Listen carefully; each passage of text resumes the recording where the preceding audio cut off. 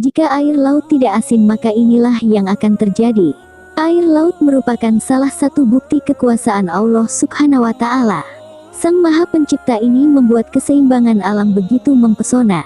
Khusus untuk air laut, sebagian kita mungkin sering bertanya, mengapa rasanya bisa begitu asin dan berbeda dengan air jenis lain. Sebagian berpikir andai saja air laut berasa tawar, maka akan lebih bermanfaat untuk dikonsumsi. Karena tidak bisa dipungkiri jika saat ini dunia mengalami krisis air bersih yang layak minum. Perkara air laut ternyata tidak luput dari pembahasan Allah Subhanahu wa Ta'ala dan sudah tertulis dalam Al-Quran.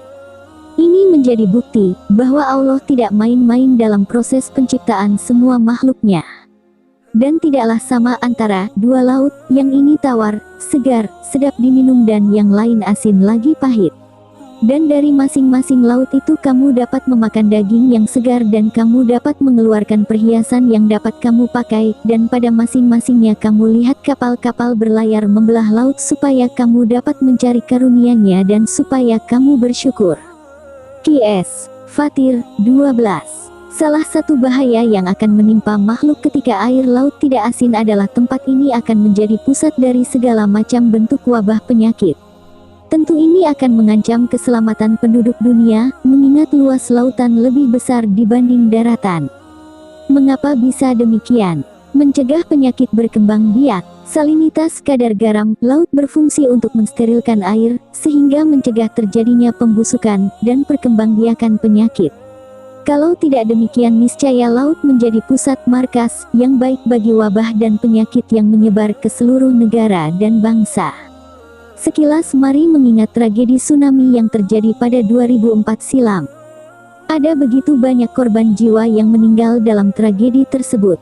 Sebagian ditemukan, namun tidak sedikit pula yang ikut terseret menuju lautan dan samudera yang luas. Bagaimana jadinya jika air laut rasanya tawar?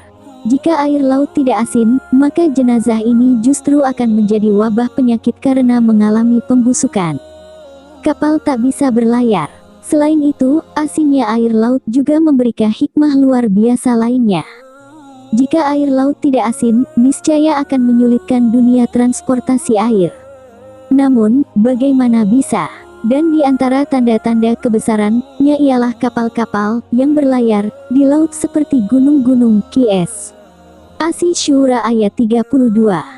Kapal yang berlayar di laut dengan muatan yang bermanfaat bagi manusia. Qs. Al-Baqarah 164. Masing-masingnya kamu lihat kapal-kapal berlayar membelah laut supaya kamu dapat mencari karunia-Nya dan supaya kamu bersyukur. Qs. Fatir, 12. Wallahu a'lam.